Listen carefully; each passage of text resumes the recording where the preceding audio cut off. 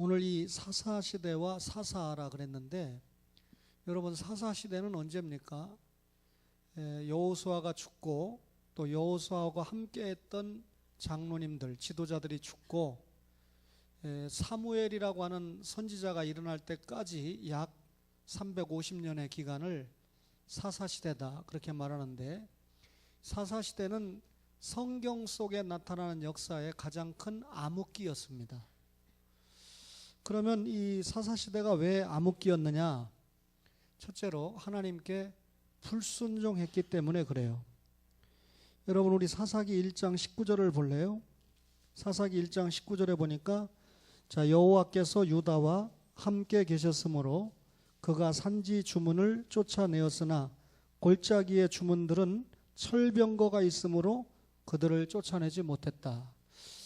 하나님께서 아브라함을 불러서 이스라엘 나라를 만들죠. 그리고 이스라엘 나라를 통해서 하나님 나라를 확장시키는 것이 하나님 뜻입니다.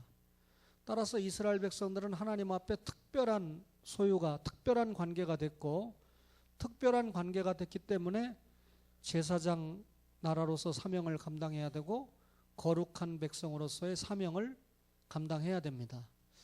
그러면 제사장 나라가 되고 거룩한 백성이 되려면 우리 부부 언약을 설명했는데 하나님의 언약을 지켜야 되죠. 사랑하고 그 다음에 영적으로 간음을 하지 않아야 됩니다.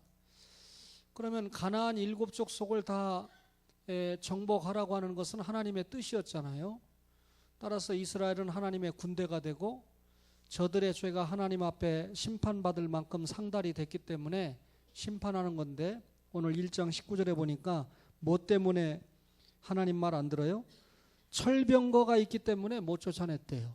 하나님이 정복하라고 그랬는데 하나님 말씀에 불순종한 거죠. 21절을 한번 보실래요? 베냐민 자손은 예루살렘에 거주하는 여부스 족속을 쫓아내지 못하였으므로 여부스 족속이 베냐민 자손과 함께 오늘까지 뭐라고요? 예루살렘에 거주하니라. 예루살렘은 고지대거든요. 그러니까 전쟁을 하다 보면 고지대를 정복하는 게 힘들잖아요. 그러니까 베냐민 족속이 지금 예루살렘 고지대를 정복해야 되는데 고지대에 있기 때문에 우리가 올라가다가 죽게 생겼다. 그래서 아까는 철병거가 있어서 이 유다가 포기를 했고, 이번에는 고지대에 있기 때문에 베냐민 자손이 포기를 합니다. 그러면 결국 이스라엘 백성들이 가나안 땅을 정복하라고 그랬는데 하나님의 말씀에 순종합니까? 불순종합니까? 불순종하고 있다 그 말이죠. 28절에 보면요, 28절에 보면 1장 이스라엘이 강성한 후에야 가나안 족속에게 뭘 시켰습니까? 노역을 시켰다. 이런 말씀을 보면 정복하지 않은 이면에는 뭐가 있습니까? 저것들을 내쫓지 말고 붙잡아서 우리 노동력을 좀 갈취해야 되겠다. 원래 이스라엘 백성들이 애굽에서 나올 때 바로가 왜 안 내주려고 그랬습니까? 노동력 때문에 안 놔주려고 그랬잖아요. 마찬가지로 지금 이스라엘이 똑같아요.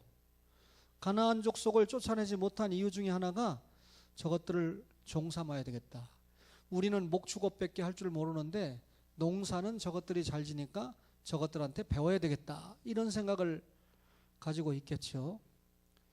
여러분 제가 정치 얘기 이 시간에는 잘 안 하려고 하는데, 과거에 어느 대통령이 탄핵을 당할 때 어느 분이 탄핵을 시켜놓고 굉장히 웃고 즐거워했는데, 지금 이제 그분이 탄핵을 당할 입장에 되니까 저는 거두절미하고 참 심은 대로 거둔다라고 하는 것을 여러 가지 각도에서 생각을 해보게 됩니다. 여러분 하나님의 말씀에 불순종했어요. 이게 큰 문제죠. 사사시대. 두 번째는요, 자녀들의 신앙교육을 등한히 했어요. 2장 7절을 볼래요? 2장 7절에 보니까 백성이 여호수아가 사는 날 동안과 여호수아 뒤에 생존한 장로들 곧 여호와께서 이스라엘을 위하여 행하신 모든 큰 일을 본 자들이 사는 날 동안에 여호와를 어떻게 했다고요? 섬겼다. 이 말은 여호수아라는 지도자가 살아 있습니다. 또 여호수아와 함께 했던 장로들이 살아 있습니다. 그때는 하나님을 잘 섬겼어요. 그런데 언제부터 신앙생활을 잘 못합니까? 10절을 보세요. 2장 10절에 보니까 그 세대의 사람도 다 그 조상들에게로 돌아갔고 그 후에 일어난 다른 세대는 여호와를 알지 못하며 여호와께서 이스라엘을 위하여 행하신 일도 알지 못하였더라. 여호수아와 여호수아 함께했던 장로들이 죽으니까 용서하세요. 우리가 이거 뼈저리게 받아야죠. 신재철 목사와 함께했던 장로, 안수집사, 권사님들이 떠나가니까 그만 절단 났다 그 말입니다. 그 말은 다르게 말하면 신앙교육을 정확하게 계승시키지 못했다 그 말이죠. 그 후에 일어난 다른 세대는 여호와를 알지 못했다 그랬습니다. 그러면서 하나님께서 이스라엘 백성을 위해서 행하신 일도 알지 못했다. 하나님께서 이스라엘 백성들을 어떻게 애굽에서 구원을 시켰고 구원받은 이스라엘이 어떻게 광야에서 하나님의 인도를 받았고 또 여호수아의 인도를 통해서 어떻게 가나안 땅을 정복하고 또 땅을 분배하고 여기까지 왔는가 전혀 관심도 없고 알지도 못했다. 그 말은 뒤집어서 말하면 신앙의 선조들이 신앙교육을 제대로 못했다. 계승을 제대로 하지 못했다. 그 말이죠. 여러분, 하나님께서 이스라엘 백성들에게 절기를 지키라고 그랬죠. 매년마다 유월절을 지키고 여러분 장막절을 지키고 하는 이유가 뭡니까? 하나님께서 어떻게 저들을 구원했고 어떻게 사랑했는가를 기억하라는 거잖아요. 또 길갈에 미스바와 센 사이에 기념비를 세우라고 그랬죠. 그 기념비를 세우라고 하는 이유가 뭡니까? 그것을 통해서 하나님께서 우리에게 어떻게 역사했는가를 알라는 것이죠. 그렇죠? 우리 이 성희가 앉아 있는데 매년 생일이 돌아옵니다. 그죠? 예외 없이. 그럼 생일을 통해서 부모님에게 혹은 오빠에게 신우에게 뭘 받는 날이 아니고 그 생일은 나를 낳아주시고 지금까지 길러주신 어머니와 아버지에 대해서 감사하는 날이죠. 생일이 무슨 의미가 있습니까? 자기 부모에게 감사하는 날로 의미가 있는 거예요. 교회 생일이 무슨 의미가 있죠? 하나님 앞에 감사하는 것이 의미가 있는 거죠. 우리 교회를 세워주시고 지금까지 인도해 주시고 교회 속에서 여러분과 저를 하나님께서 축복하시고 말씀을 배우게 하시고 예배의 사람으로 바꿔주시고 하는 것을 감사하는 거 아니겠습니까? 신앙교육을 잘해야 되는데, 자, 사무엘 시대에 보니까 엘리 제사장, 엘리의 아들이 홈니와 비느하스죠. 신앙교육이 제대로 됐어요? 안 됐어요? 안 됐습니다. 사무엘과 같은 위대한 선지자도 요엘과 아비야라고 하는 자녀에게 신앙교육이 제대로 안 됐어요. 참 죄송하지만 박윤선 목사님 같은 훌륭한 분도 한국교회가 다 인정하는데 자녀들에게는 신앙교육이 제대로 안 됐어요. 근데 이번에 정암 강좌를 하는데 박병식 목사님께서 보니까 그 아들과 그 아버지 생전에 제대로 신앙생활 안 했던 자녀들이 다 회개하고 와서 돌아온 모습을 뒤늦게 봤다고 그러십니다. 그런데 왜 이 박윤선 목사님의 자녀들이 그랬을까? 박윤선 목사님이 너무 교회 일에만 신경 쓰다 보니까 가정을 신경 쓸 여가가 없었어요. 이게 옛날 목회자들의 약점이죠. 그러다 보니까 신앙교육을 제대로 못 시켰다. 결국 사사시대에 자녀들에게 신앙교육을 제대로 계승을 못하니까 어떤 일이 생겼습니까? 여호와를 알지 못했다. 기가 막힌 일이죠. 사사시대는 세 번째로 결과적으로 하나님께 대해서 무지했던 시대입니다. 자, 처음에 하나님께 불순종했어요. 정복하라고 그랬는데 정복 못했어요. 그 다음에 자녀들에게 신앙교육 제대로 못했어요.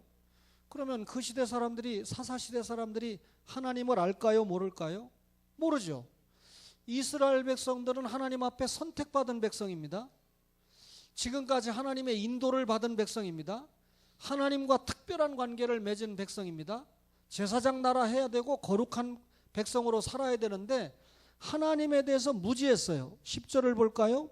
자, 그 후에 일어난 다른 세대는 여호와를 뭐라고요? 알지 못하며 11절 보세요. 이스라엘 자손이 여호와의 목전에 악을 행하여 뭘 섬깁니까? 바알들을 섬겼다. 하나님을 알지 못하니까 나 외에 다른 신을 위하지 말라라고 하는 하나님의 말씀을 알지 못하는 거죠. 우상을 만들어 섬기지 말라는 거 까먹은 거죠. 여호와의 이름 망년 때 읽지 말라는 거 잊어버린 거죠. 안식일 지키라는 거 관계없죠. 하나님 알지 못하니까, 하나님에 대해서 무지하니까 제멋대로 신앙생활하니까 바알을 섬기고 아세라를 섬기고 밀곰을 섬기고 하나님의 헛된 신을 섬기고 있다, 그 말이죠. 하나님에 대해서 이렇게 무지했습니다. 그래서 2장 11절에 여호와의 목전에 악을 행했다. 그 악의 구체적인 내용이 뭐니까 바알을 섬겼다. 여러분, 부부 언약에서 가장 중요한 게 뭐라고 그랬습니까? 사랑과 순결이라고 그랬습니다. 하나님을 사랑한다, 이 말은 하나님의 말씀을 지킨다, 계명을 지킨다, 그 말이죠. 그리고 순결을 지킨다, 이 말은 영적으로 간음하지 않는다, 우상 숭배를 하지 않는다, 그 말인데, 바알을 섬기고 아세라를 섬기고 밀곰을 섬긴다라고 하는 말은 이미 사랑이 깨지고 순결이 깨졌어요. 하나님과 이스라엘 백성 사이에 부부관계가 깨졌다. 이게 하나님께 대해서 무지했던 그런 시대입니다. 자, 여러분, 하나님에 대해서 무지하니까 어떤 현상이 생깁니까? 10장 6절을 보세요. 사사기 10장 6절을 보니까 이렇게 기록되어 있습니다. 이스라엘 자손이 다시 여호와의 목전에 악을 행하여 뭘 섬깁니까? 바알들과 아스다롯과 아람의 신들과 시돈의 신들과 모압의 신들과 암몬 자손의 신들과 블레셋 사람들의 신들을 섬기고 여호와를 버리고 그를 섬기지 아니하였으므로 그랬잖아요. 자, 여기 보니까 하나님을 알지 못하니까 나타나는 결과가 나 외에 다른 신, 헛된 신을 섬기지 말라고 그랬는데, 헛된 신들을 줄줄이 찾아가서 섬기는데 가나안 땅의 대표적인 신이 뭡니까?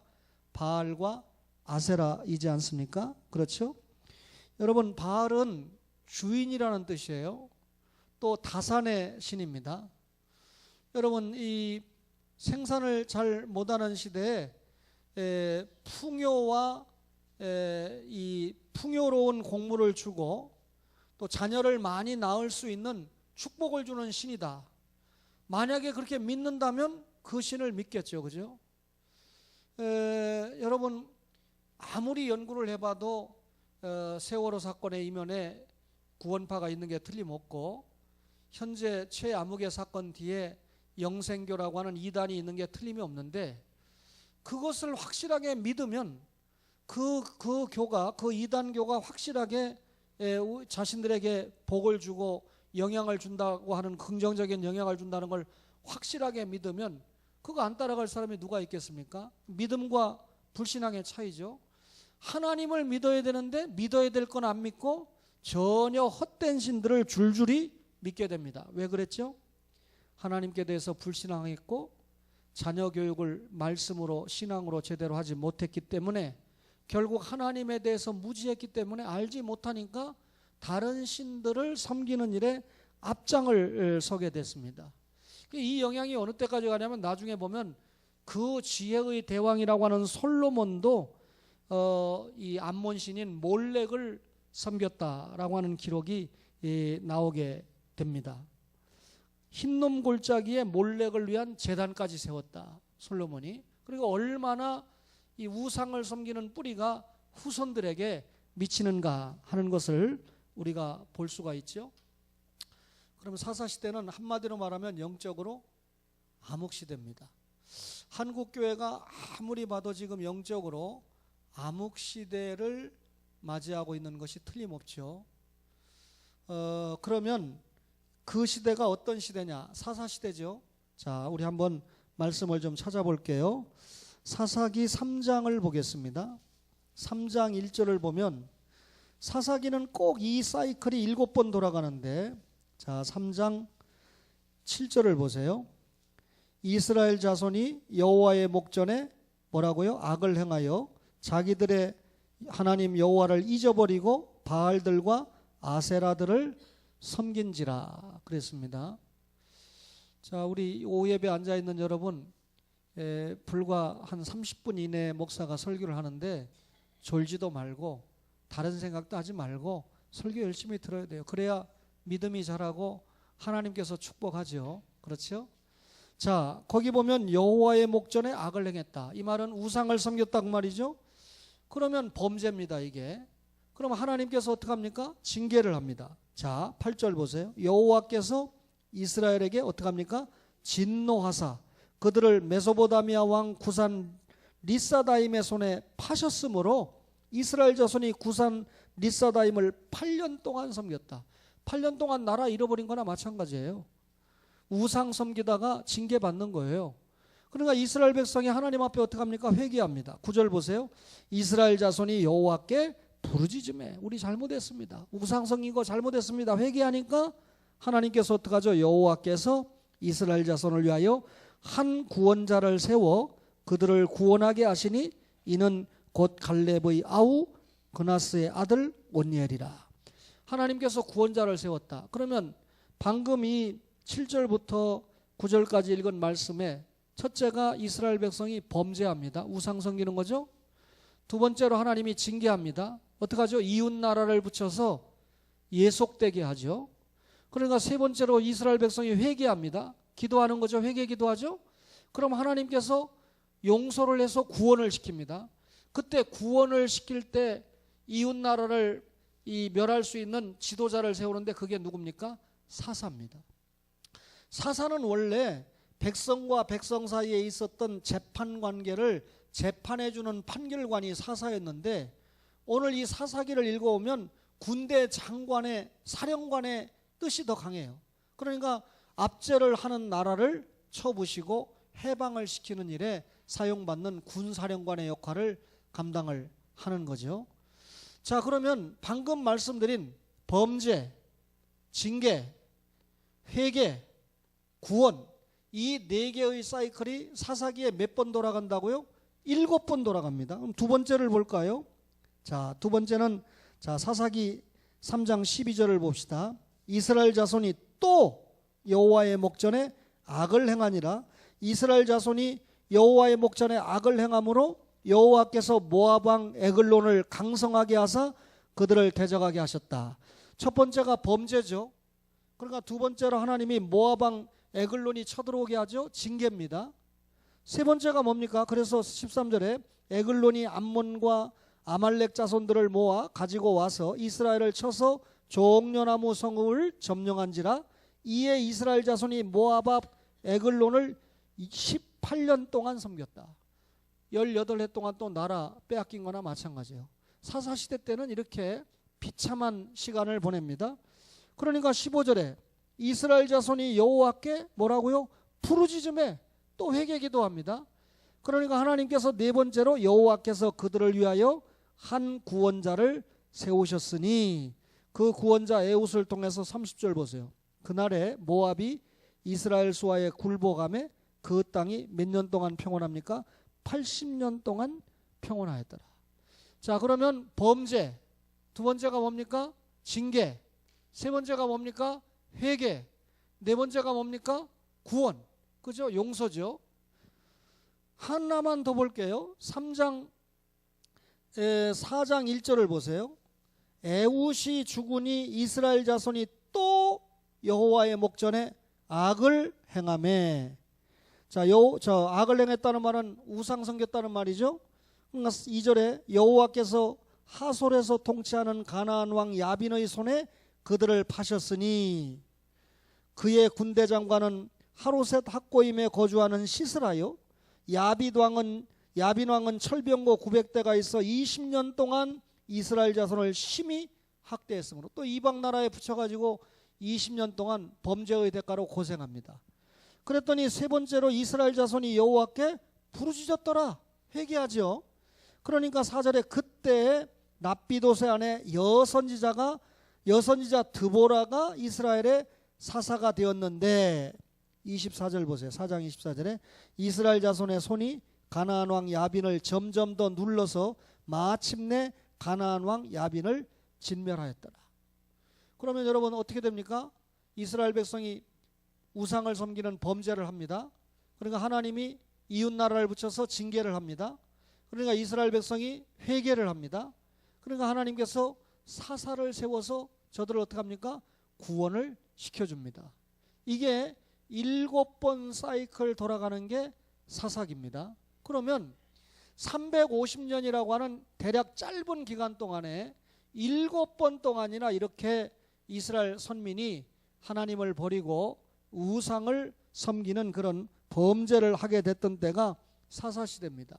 그래서 우리는 사사시대를 영적인 암흑시대다, 성경의 암흑시대다. 교회 역사의 암흑시대는 언제입니까? 590년부터 종교개혁이 일어났던 1517년까지 중세 1000년 동안 천주교가 붙잡고 있었던 중세 1000년을 교회사의 암흑기다, 그렇게 말합니다. 근데 한국교회의 암흑기는 언제일까요?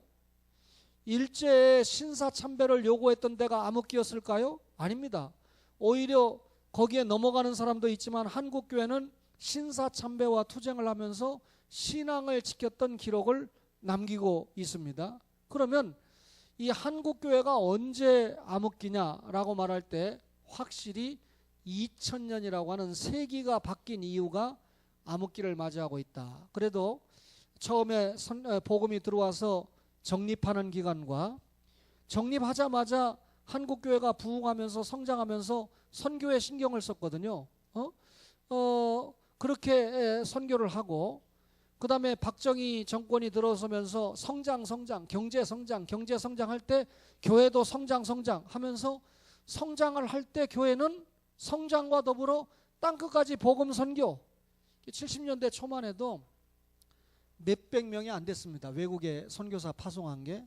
그런데 지금은 2만 명이 넘게 선교사가 파송됐다고 그러지만 지금 선교사들이 공급원이 떨어지다 보니까 상당 부분 지금 돌아오고 있어요. 그러니까 그 돌아오는 선교사들 가운데 하나님께서 가라지 선교사 돌아오게 하는 거는 괜찮은데 경우에 따라서는 알곡들이 돌아오는 경우가 있거든요. 진짜 지원을 받아야 될 선교사들이 지원을 받지 못해서 돌아오는 경우가 있는데 확실히 영적으로, 그러니까 신학적으로, 신앙적으로, 선교적으로, 전도적으로, 생활적으로 여러 가지 면에서 한국교회는 지금 암흑기를 맞이하고 있다. 그러면 이 암흑기를 맞이하고 있을 때 제가 새벽에 이야기했습니다만 우리 교회만이 아니고 우리 교회만 잘해보자 이러면 한국교회 큰일 나죠. 초원교회만 잘하고 나머지 전부 엉터리가 되니까 그게 아니고 우리 교회라도 잘해보자. 그러니까 다른 교회도 잘하지만 우리 교회라도 지금부터 잘해보자. 그죠? 교회 생일을 맞이해서 한 번 더 하나님 앞에 다짐해 보는 거죠. 이런 영적인 쇠퇴기를 우리가 헤쳐나갈 수 있는 길은 뭡니까? 여러분 사사시대 사는 길은 뭡니까? 룻기서에 보면 여호와의 날개 아래 들어가는 것 외에는 다른 길이 없습니다. 여호와의 품속에 들어가서 하나님의 인도를 계속해서 받는 것 외에는 도리가 없어요. 다시 말하면 이스라엘 백성, 신약의 성도죠. 성도는 언약을 지키면서 살아야 돼요. 계명을 지키면서 사는 것 외에는 다른 비결이 없는 겁니다. 자, 이스라엘 백성들이 범죄 타락했을 때 하나님께서 이웃나라를 붙여서 징계를 했죠.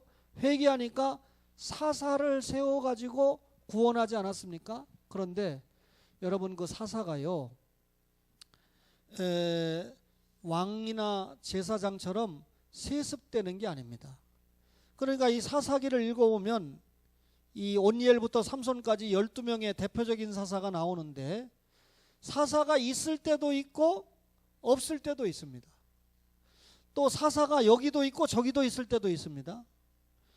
또 사사가 이 필요할 때는 중복돼서 나오기도 하지만 세습이 되는 건 절대 아닙니다. 아버지가 사사니까 아들이 사사가 되는 일이 없었습니다. 그러면 이 사사는 어떤 역할을 감당을 했느냐? 우리가 구약 성경은 예수님이 오신다에 모아지고 있는데 그 예수님을 구약에서는 메시아라고 그러죠. 그 메시아가 헬라어에서 신약에서는 그리스도라고 그러죠. 그러면 그리스도는 뭡니까? 기름 부음 받은 자죠. 왕으로, 선지자로, 제사장으로. 구약 성경을 읽어보면 아브라함과 같은 선지자가 나오죠. 그 다음에 아비멜렉과 같은 왕이 나오죠. 다윗과 같은 왕이 나오죠. 그 다음에 아론과 같은 제사장이 나오지 않습니까? 이 세 개의 직분을 합쳐서 이 세 개의 직분이 기름 부음을 받는데, 예수님이 그리스도다라고 하는 말은 왕으로, 제사장으로, 선지자로 기름 부음을 받았다는 뜻인데, 여기 사사는요 왕의 역할도 하고 선지자의 역할도 하고 제사장의 역할도 했습니다.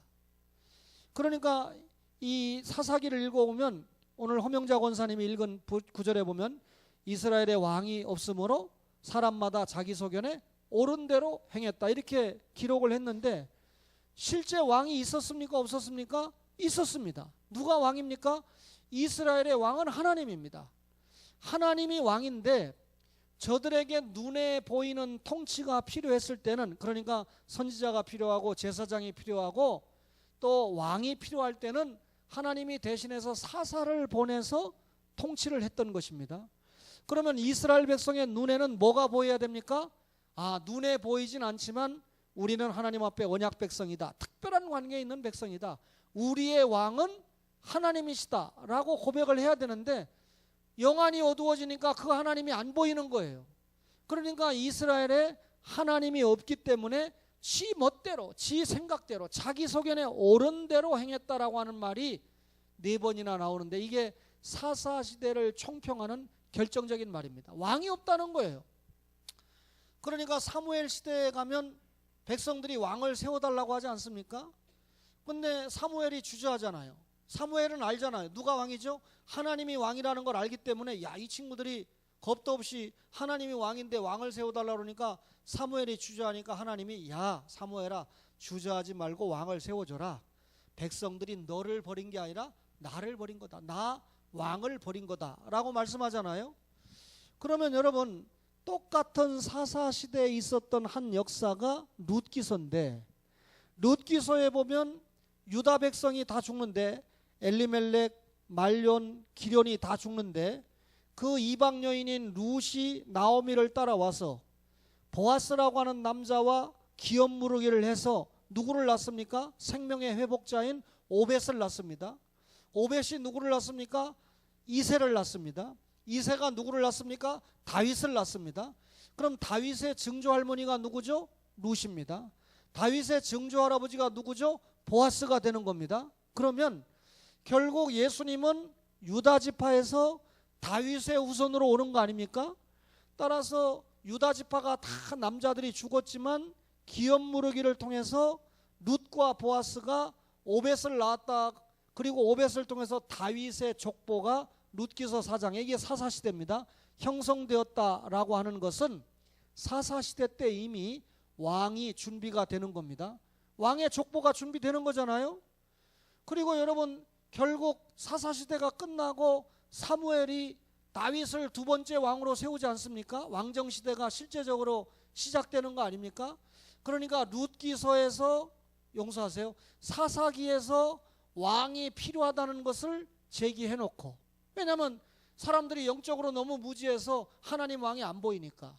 그래서 룻기서에서 왕이 될 다윗의 족보가 룻기서에서 보여지고, 그리고 사무엘 상에서 다윗은 기름 부음만 받았지 왕이 되는 건 아닙니다. 사무엘 하에서 왕이 되죠. 따라서 사무엘 상하에서 다윗이 왕이 되고, 다윗이 왕이 됐을 때 이스라엘 백성이 가장 넓은 영토와 가장 강한 나라를 가지고 있었죠. 그러니까 이스라엘 백성 머리에는 계속해서 다윗의 후손으로 왕 중에 왕이 온다, 유대인의 왕이 온다. 그러니까 예수님이 엄청난 왕으로서의 힘을 가지고, 자신들이 그동안 어떻게 됐습니까? 아수르의 포로 상하였죠. 바벨론의 나라 뺏겼죠. 헬라의 나라 페르시아의 나라 뺏겼죠. 헬라의 나라 뺏겼죠. 나라 없이 살다가 지금은 로마의 나라를 빼앗겨서 살거든요. 그때 예수님이 오셨거든요. 다윗의 후손으로 오신 왕이다. 가만히 보니까 물 위로 걸어요. 가만히 보니까 안진뱅이를 일으켜 세워요. 저 정도 예수님의 능력이라면 로마를 깨부시고 우리를 해방을 시킬 거다 기대를 했는데, 예수님이 예루살렘에 올라가서 고난받고 3일에 살아난다. 그러니까 자기들이 기대했던 다윗의 후손이 아니니까 우리가 기다린 예수가 아니다 하고 빌라도에게 십자가에 처형을 하라고 밀어붙인 거 아닙니까? 그리고 그 죄를 자신과 자신의 후손들이 받겠다고 한 거 아닙니까? 그래서 유대인들은 지금도 다윗의 왕으로 오실, 후손으로 오실 예수님을 기다리고 있고, 우리는 다시 오실 예수님을 기다리고 있으니까 확실히 다르잖아요. 여러분, 그렇다면 이 사사기를 읽으면서 여러분과 저가 온니엘이라든지 마지막에 삼손까지, 사사들은 불완전하지만, 삼손이 얼마나 불완전합니까? 드릴라와 사랑하고. 그렇지만 사사들은 누구를 예표하는 사람들이다? 예수님을 예표하는 사람들이다. 룻과 보아스를 통해서 사사시대, 보아스는 유력한 자라는 뜻입니다.